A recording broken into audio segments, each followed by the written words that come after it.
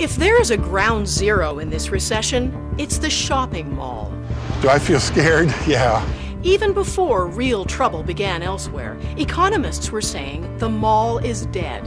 They were the ultimate shopper's paradise, the cornerstone of every suburb. Now the bloom is off those retail roses. This is where I spent my childhood, and now it's gone to rack and ruin. Like ghost towns in the Old West, plazas are empty and echoing now. But are mall developers crying in their fountains? Not a bit of it. Is that great or what? They're packing up their dream palaces and heading east. Shopping malls want more and more consumers. I'm Anne-Marie McDonald. On this Doc Zone, a trip inside monuments to conspicuous consumption. Malls are us. Is something missing in your life? Maybe it's time to head to the mall. The North American Suburban Shopping Center was created to embody the best that life can offer. The mall replaced the town square as the place to meet. It became central to how we spent time and what we dreamed of. But the places we thought would live forever may be part of a dying breed. The story of the traditional American mall is now a tale of parched fountains, vacant food courts, and changing tastes. There's a deep emotional connection between individuals and their malls. But malls are built for profit and designed to entice. All over the world, the seductive power of the mall is just beginning to emerge. I never dreamed that we would be building all over the planet. Mall makers claim they are building 21st century monuments for emerging economies, where abundance will replace poverty and dust. Malls offer the promise of something better. But as shopping centers spread globally, do they promote the good life or just rampant consumerism?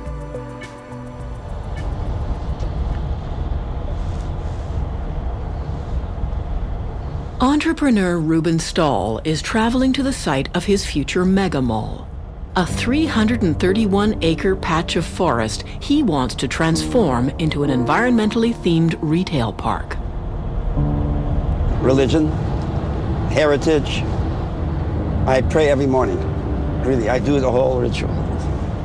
Today in North America, in spite of our collective devotion to shopping, it takes almost religious zeal to get a new shopping center off the ground. Ruben's project is no fly-by-night idea. A veteran of the mall business, he's been dreaming of this venture for the last 17 years. The malling of America is all mulled out. This is the last piece of land. Now, is that dramatic? You're going to see that on the freeway where we exist. Potential investors are nervous about the scheme, and for good reason. Traffic at malls is falling off as soaring food and fuel costs, combined with sinking stock markets, are cutting into the purchasing power of consumers everywhere. Many are buying closer to home or looking for bargains online. In the US, the number of store bankruptcies is climbing off the charts. In 2005, only 5 malls were built in America. In 2007, there was just 1. Headwinds from the US are sending dark clouds over Canadian consumers and retailers alike. Consumer confidence is at its lowest point since 1995. Anyways, we'll see what happens. Okay? No surprise there's less money for shopping in malls. Ruben wasn't always swimming against the tide. He made his reputation in the booming 80s as creative genius behind one of the largest malls in the world, the West Edmonton Mall, where shopping and spectacle combine for fun and profit. Think of the magnitude of 111 eateries in a mall. 836 stores. 836 stores in one mall. It's unheard of.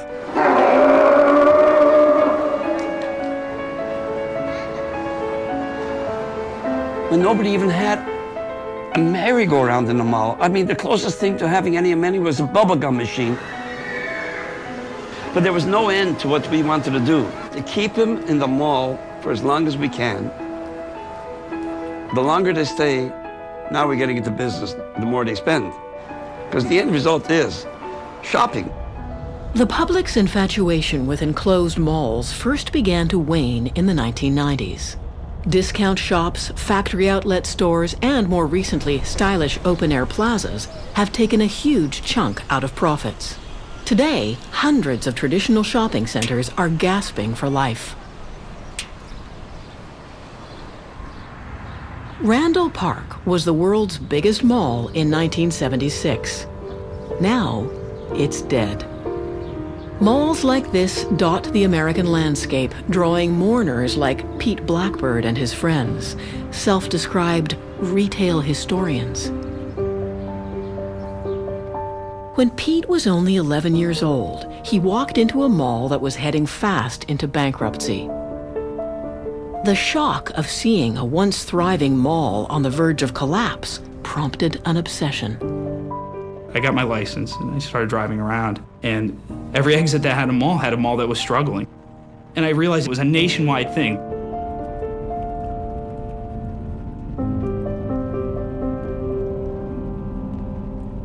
When you first get there, there's this once powerful structure, and you're standing there and you feel this big, and I think that's the way you were supposed to feel when it was working, and you still feel that way.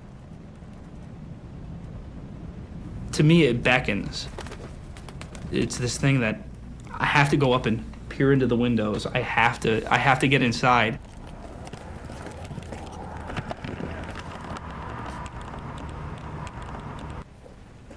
In 1999, Pete and his friend Brian Florence launched the website deadmalls.com, sharing their photos and observations.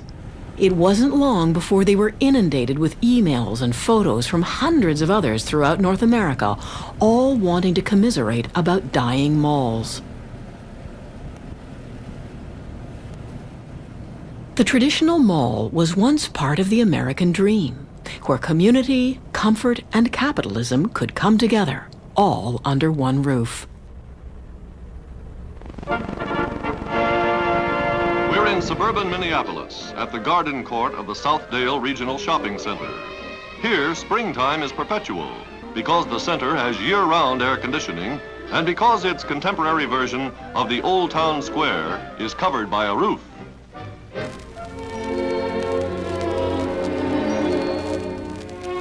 The man credited with inventing the enclosed shopping mall was a fervent socialist and utopian thinker.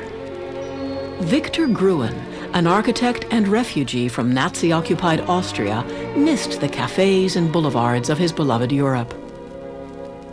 He imagined malls as centers of communal life in soulless American suburbs, where the pursuit of happiness would be number one, and even the problem of parking could be solved.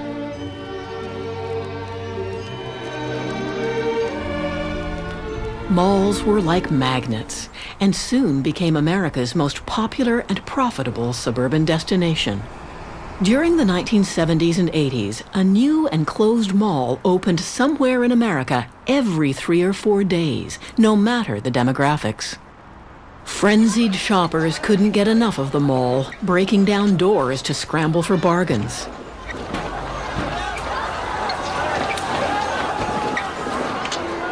It was enough to give filmmaker George Romero nightmares.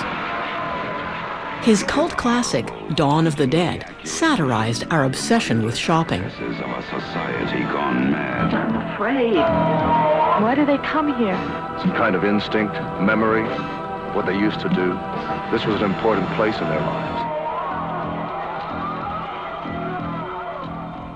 Ironically, John Jurdy, one of the world's most renowned mall architects, hates shopping, but he thinks malls serve a higher purpose. America, strangely, is a very lonely place. Look up and down the streets. There's nobody there.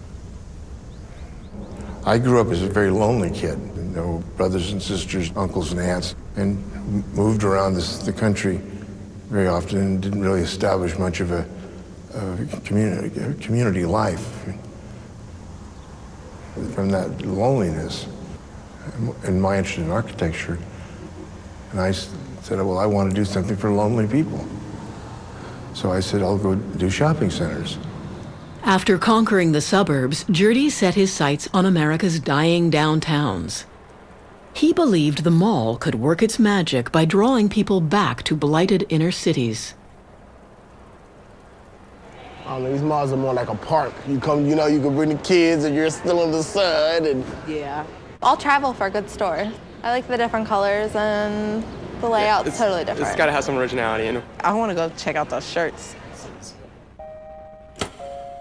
A mall may not look much like a church, but social critic and professor of religion John Paul believes the similarities are striking. Malls pick up vestiges of religious symbolism. Water is used in almost every mall to help one go with the flow of shopping. There are fountains, waterfalls, streams, little water flowerets, all designed to communicate the religious symbolism of water, which is purification. Mall designers ingeniously integrate this profound symbol. I mean, we're made of water. We need water. We can't live without it.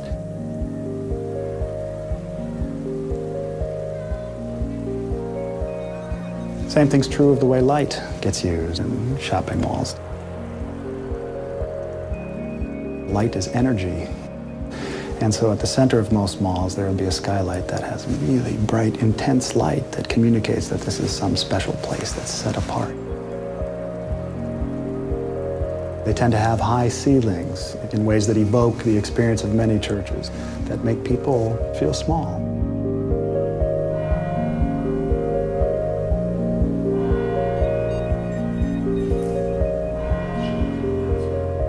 By having trees in malls, architects and designers are saying this is a place where you can grow, where you can become a better person, where you can even live eternally, because none of the trees in malls ever die.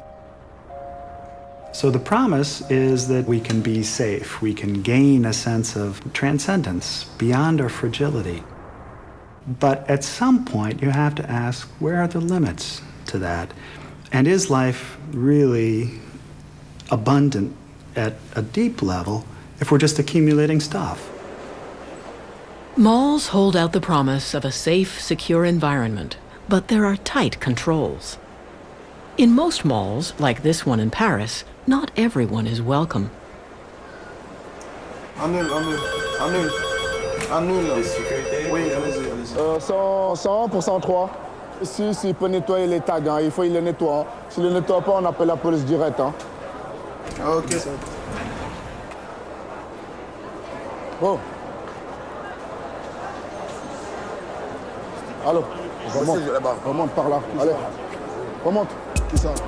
Remonte.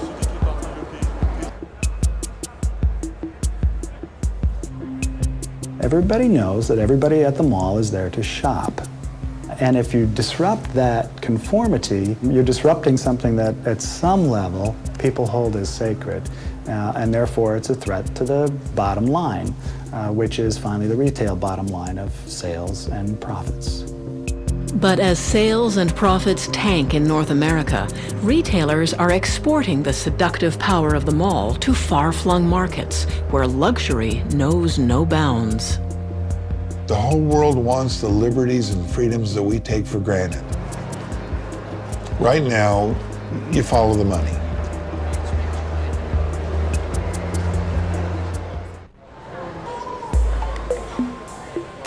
From the Middle East to Eastern Europe and Asia, the shopping mall is booming.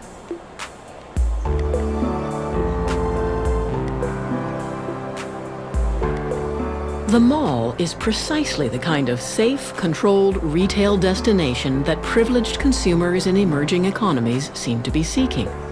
Refined and secure shopping experiences far removed from the have-nots in their societies. どれ？あ、これめちゃめちゃ後付けじゃない。これだけで買ったで。ショーパンについとっ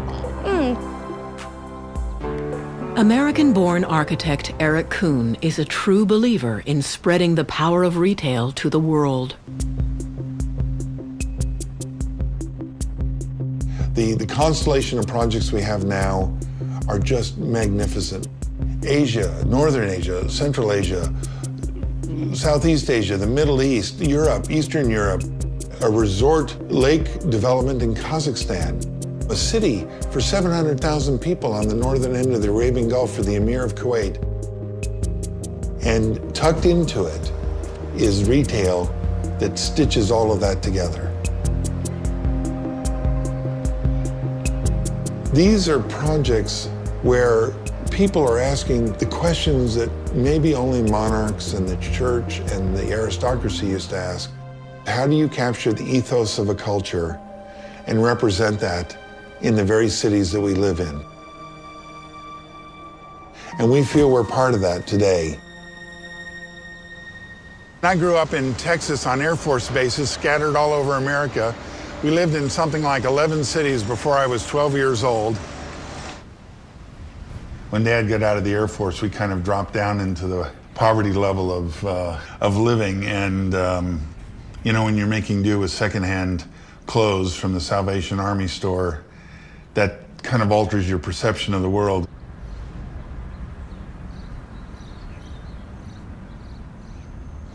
And now I'm working with some of the most powerful men and women in the world. They're building monuments to their civilizations. They're creating places where the rest of the world is going to beat a path to come and be seen and do business. Kuhn's reputation as a designer of mega projects was built on the colossal success of his first mall, Bluewater. Built in 1999 just outside London, England, Bluewater attracts 27 million visitors a year. It's the largest retail and leisure destination in Europe. When we were asked to work on Bluewater, I gained an unbelievable appreciation of how powerful retail was. It is unstoppable. For me, retail is the way people personalize their lives. And in a world that's increasingly hostile and incomprehensible, and a chance for an individual to give meaning to their life through the clothes they wear, the way they dress their kids, the way they outfit their homes. It's such a powerful force.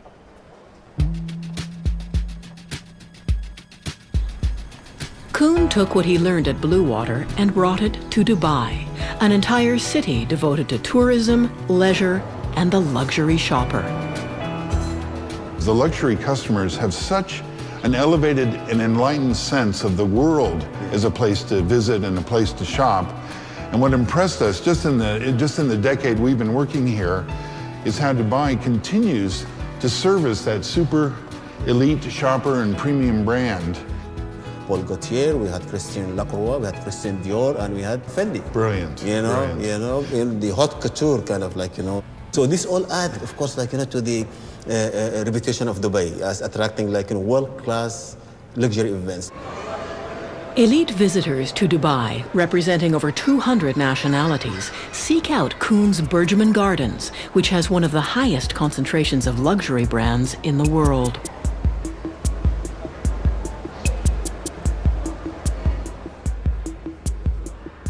جمعة الماضي معلم الصبح قمت بكير صحبت لك على برجمان شو بدي اعمل نهار الاوف يعني اخذت فنجان قهوه الصبح كانت مرتي بعد عندها شغل قلت لها الحقيني الظهر اخذت فنجان قهوه لهيك رواق ما في حدا خلصت لقيت لي طلعنا غدينا فوق بالفود كورت بالجابينجو واخذنا البنت لعبناها شوي بالفود كورت على الاخر كمان كملنا هيك شويه شوبينج معلم طلعت بالساعه لقيتها 5 6 خلص النهار دورت رحت على البيت وقعدت ريلاكس شوي تي يعني خلص النهار ما حسيت ومبسوط سليت كل شيء يعني عن جد نعمه من عند ربنا انه في مولات جامعه كل شيء يعني. Dubai, there are more than 200 different nationalities. One time somebody asked me, what is the profile of your customer? I said, the only profile of my customer is a deep pocket, like, and a good taste, like, of good shopping, Such success has landed Kuhn an even more ambitious contract.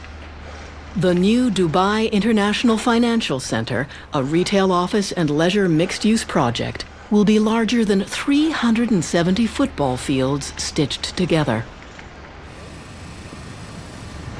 You can see the scale of this project, and all of the future of Dubai is on an axis with the mall and the arcades that we're planning. This is the biggest experiment in the world today when it comes to retail, because it's all connected under one roof. Each one of 20 buildings is currently slated to be built here over the next 3 years that'll create a population, a working population here of nearly 60,000 people a day. But what stitches it into one cohesive whole is a collection of over 1 million square feet of retail and restaurants, cafes and service bureaus that make this a fully integrated city center. Normally, such vast retail developments would evolve over decades, but here they seem to appear almost overnight.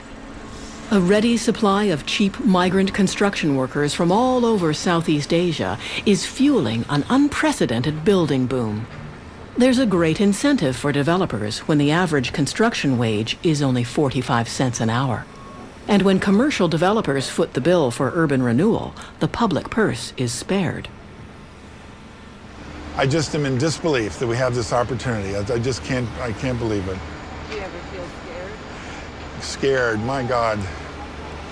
Do I feel scared? Yeah. You can't do new things without fear being part of the mix. You know, I mean, Einstein made that famous comment that if we knew what we were doing, we wouldn't call it research. This is just continuing a tradition of aggressive belief and passionate belief about the future that Dubai, in our time, has picked up that baton and carrying it. And it'll pass the baton to Kazakhstan, which is next, and then on to India, and then on to China. This is going to continue to go forever and ever.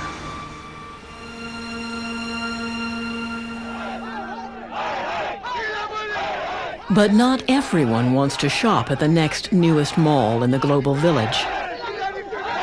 When we come back, the world's first anti-mall riot.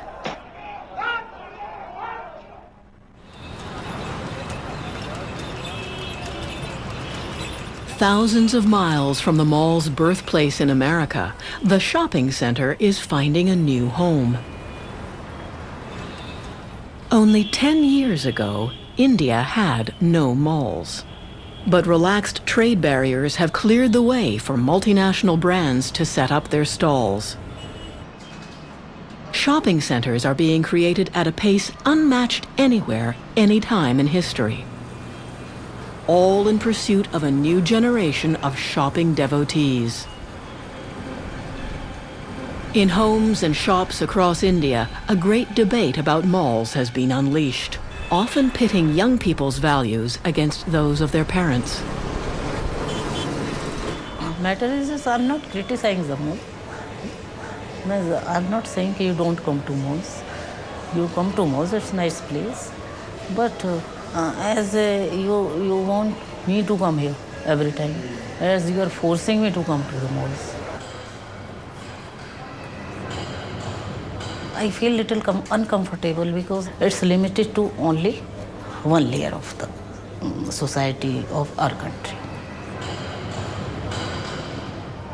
I will definitely feel uncomfortable when I have to travel outside in the sunlight. There's so much of heat, you sweat all the day. आप अच्छी सी shirt पहन के बाहर निकलते हो and the moment you want to reach to a nice place, वो सारी sweat में खराब हो जाती है. That is why the malls are made ना centrally air conditioned. Centrally air conditioned. एक बात सुनो बेटे. See, one should see what I prefer. One should remain with the nature. One should live with the nature. Okay. One should go with the nature. Right. I don't know why you are running after this air condition and all. And in the house also, then again you ask for this air condition. I have come from the mall, I need AC in the house. Suppose I can't afford, tell me. While the new malls may offer creature comforts like air conditioning, 80% of the 12 million shops in India are small family businesses that have cultivated customers over decades. Labor activist Amarjit Kaur says the international retailers descending on India are in for a fight. Everybody wants to go to a shopping mall for one time, for enjoyment and searching the rates and items, quality, whatever. Yeah. Then came back to us. Good. Our prices are reasonable, our quality is best, Indian material is good, it's no doubt.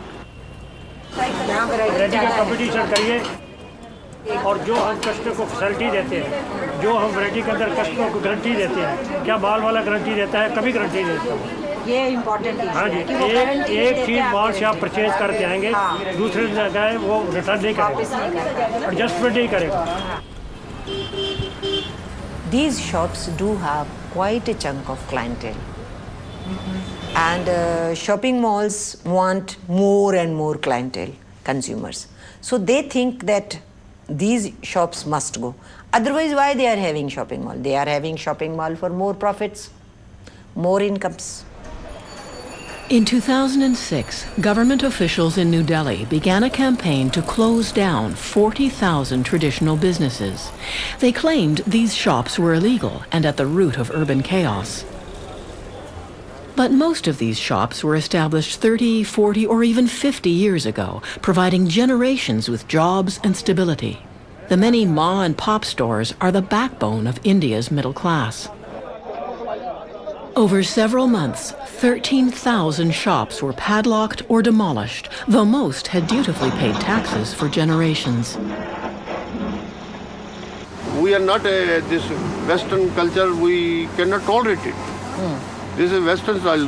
These politicians are taking the money from the malls peoples and they want to set every shopkeeper will go there. How anybody will buy so expensive shops? Yeah. Shopkeepers and their customers took to the streets. The world's first anti-mall demonstrations resulted in riots that paralyzed the city for days.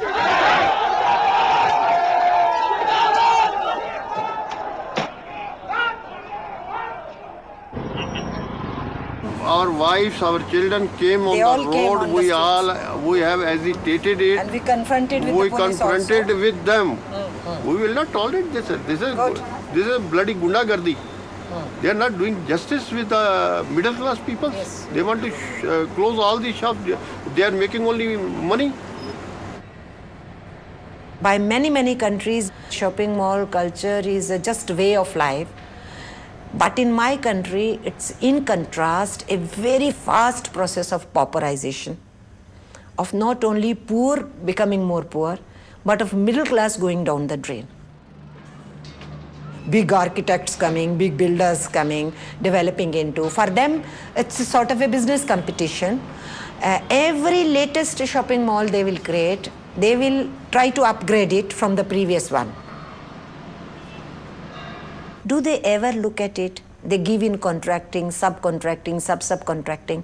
But do they know who the people who labor for creating such big, huge buildings, what is happening to them?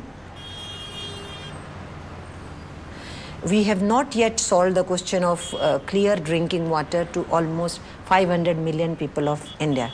We are yet to solve our problem for about 570 million people to give them sanitation.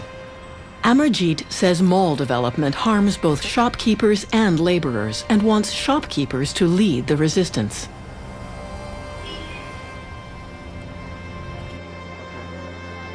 People learning very fast that they have to organize, they have to struggle. लेकिन जैसे लड़े थे वैसे लड़ेंगे ना? लड़ेंगे ही, जब लड़ेंगे तो लड़ेंगे ही, जब वक्त आएगा तो लड़ लेंगे। बिल्कुल। Let the shopping mall owners understand, India is not that easy. For now, government shop closures have subsided in Delhi as a result of the protests. But no one believes the fight is over. In spite of mass discontent and even violence, the malling of India is plowing forward. Wealthy South Asians long for the goods that Western countries already have. But as malls boom in densely populated third world countries, there's growing concern over the environmental toll.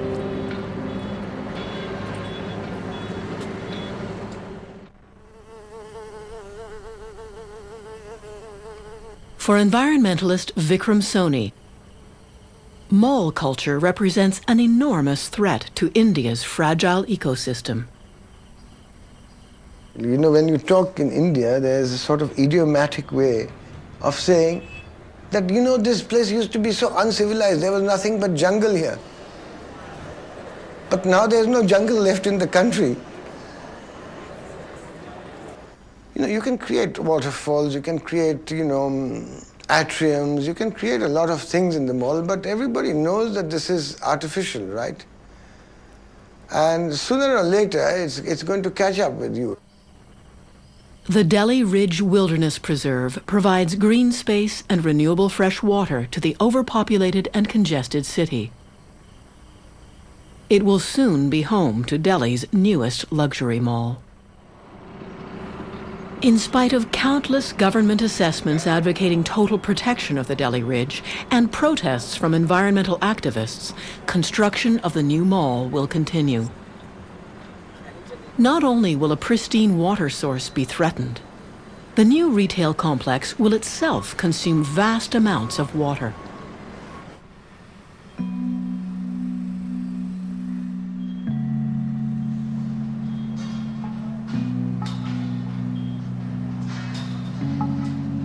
We cannot continue to think that this dynamism is now a constructive force. It's become a very destructive force in the planet. And we have to rein in and decide what we need. I don't know, it doesn't matter whether it's Versace or Gucci or whether it's a Sony television set. They are not what are the vital elements of life. We are going to knock off the environment faster than anybody ever did it. But the promise of the mall remains an irresistible lure in developing countries. Mall makers believe it's time people in emerging economies were offered the same high-end luxury and leisure environments now enjoyed in the West. As new malls spring to life in India, North America provides a cautionary tale. In the life cycle of the shopping mall, dying days draw near.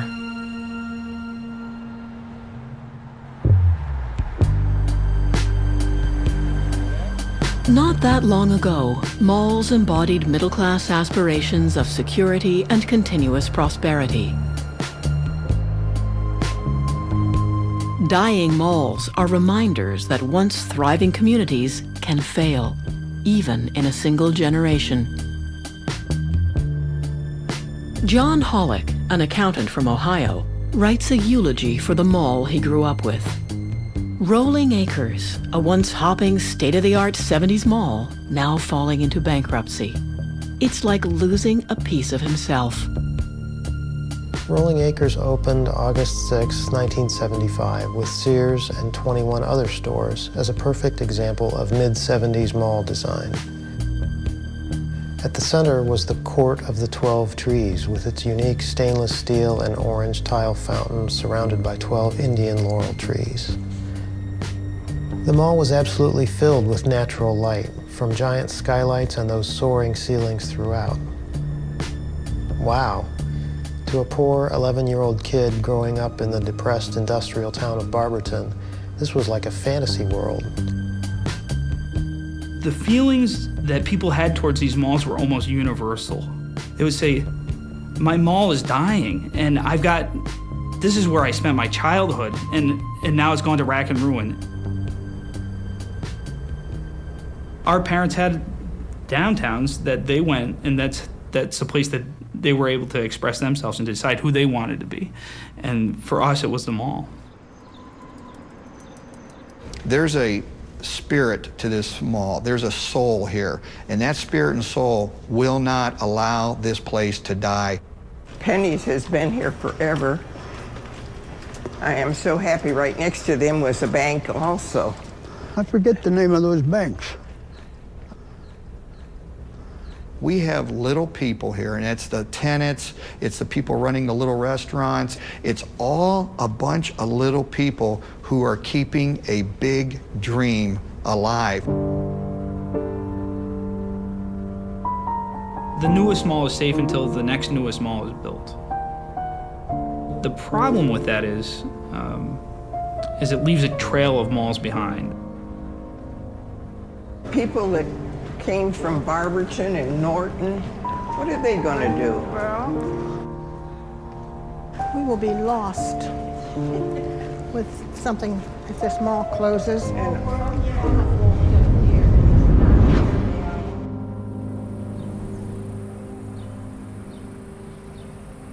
As mall rats mourn the passing of their malls and the failed promise of better times, can anyone save the North American Mall? This project is destined to be the best there is probably in the world. I just love it.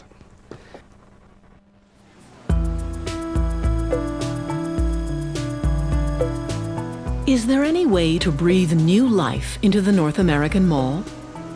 Canadian mall maker Ruben Stahl thinks he's found the answer. Combine shopping with going green.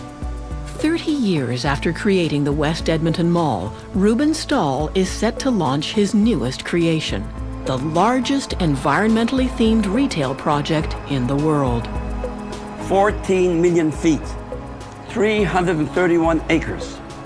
It's the first environmentally sensitive project, not only in North America, probably the world of this magnitude. Ruben has faith that the mega mall will be a draw for millions of people. Big spenders seeking serenity in an eco-friendly spa and shopping paradise. Green. In other words, it's green. Lac Mirabel describes itself as a state-of-the-art retail shopping complex constructed in harmony with its surroundings. The land is considered environmentally sensitive, and it's taken years for Ruben and his partners to satisfy stringent development requirements. If you're building something great, there are always obstacles, you know? Nothing happens overnight. Obstacles were wetlands, which are, you know, government very sensitive to wetlands today, and we had to work around it. Right now, Ruben's dream looks more like a clear cut. But if you're gonna dream, you might as well dream big. They were ready to stop this mall. But what we did is we kept the wetlands, worked around it, and made things that are just incredible. What you see here are 2.5 to 3 kilometer trout streams. These are all man-made, by the way, that go through all the area down into this lake where they spawn. It was starting with 20,000 trout. The people living here can actually go to their condo, put a rod into and catch a trout and come home and eat it. So now we have to go and find people who can actually design and build these streams, get the algae out and toxic waste out and to maintain them. These are all man-made, by the way. And if you're going to bring the great outdoors indoors, there's no better place to go for inspiration than America's largest sporting goods store, Cabela's. Ruben wants to lure the hugely popular American retailer to his mall.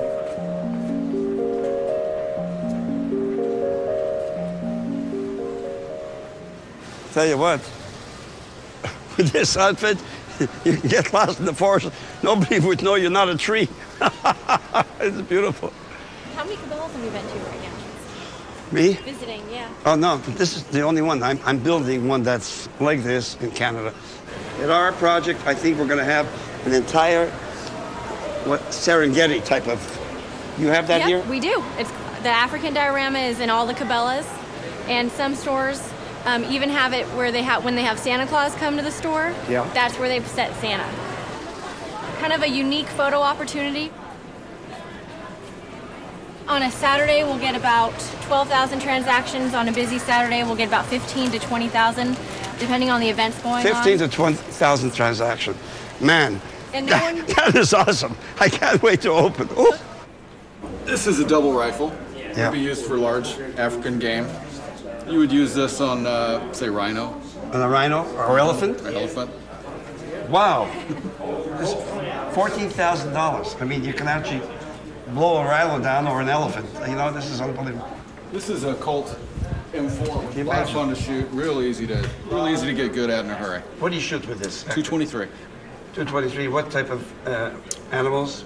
Not animals. This is made for humans. For humans. Here in Arizona, this is the second most popular tourist attraction to only the Grand Canyon. Can you imagine? So, and the Grand Canyon is one of the 8 wonders of the world. So this is the second largest tourist attraction. Can you imagine what this is going to do in Quebec? My God. Far in there, right? Look at that. And that big one wasn't...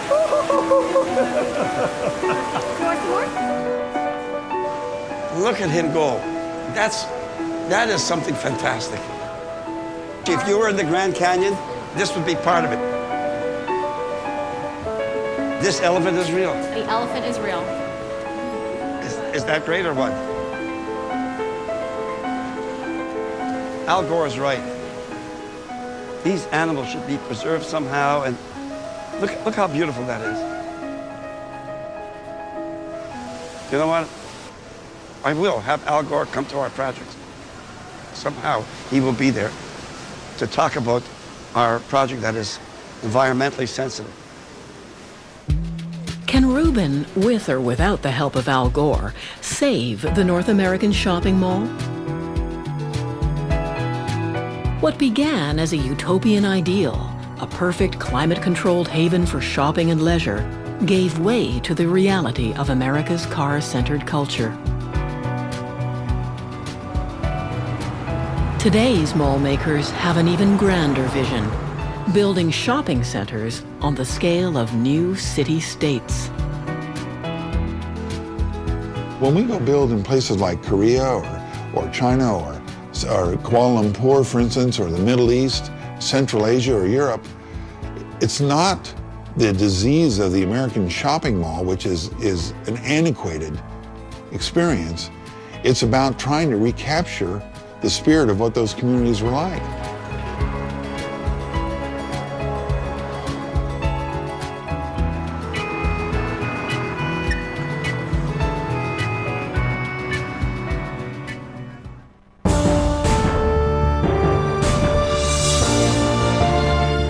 Come on, man! He walks the walk. Even when I try to do a porn star walk, I still look like a leprechaun. He talks the talk. Make daddy with what, perhaps I'm telling you too much, am I? And this fall, he's got a brand new series on CBC. There seems to be a connection here, right? So we're bringing you some of his classics, you know, to get you in the mood. Why, thank you. Ron James, Quest for the West, Friday at 8 on CBC. Smile and say millions! On the next Wild Roses. You need to get in bed with someone with experience. A secret partner, an unusual alliance, could change everything. You never really know who your friends are. Or your enemies. Wild Roses, Friday at 9 on CBC. The world's best hit the court. CBC serves up exclusive championship coverage of Canada's premier tennis event from Toronto. Rogers Cup on CBC. Women's semifinals. Saturday at 3 p.m. Eastern. Another Doc Zone starts now on CBC.